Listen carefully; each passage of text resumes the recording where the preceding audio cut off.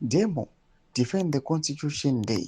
Ndisati pina mashoko buda panguva inoi hazvina kumira zvakanaka muri yeZimbabwe.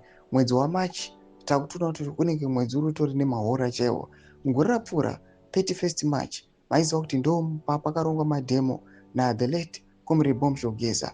Takuona again gore rino 2026 20 March 2026 tikuonekwa kunzi according to this picture ramuri kuona randiri kuzoshare panguva inoi riri kuratidza kuti pane vakomana varonga kuita a demonstration vachiva vachifighta for the constitution. Of course, subscribe or like it on the bell icon. Tinoona paendo yeZim for Us Foundation vanoposta this picture vatanga vanyora caption yakati we are all in it together as progressive citizens. Our beautiful nation does not deserve all despicable things that have been happening for more than 45 years. Not to 2030 nonsense.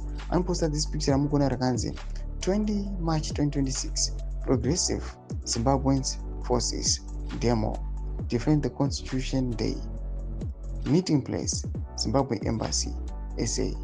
Agenda, no to 2030. No to mutilation of the Constitution. Constitution belongs to the people of Zimbabwe, not the ZANU-PF.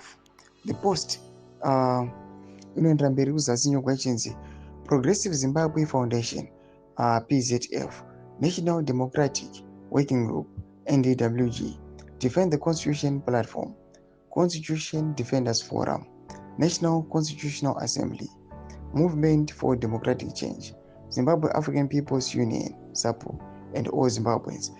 It seems like these are all the unions nema parties ari kukolewa up kuti amire nekudefenda the constitution yavari kutaura this demonstration iri kudiscusswa pamusoro payo.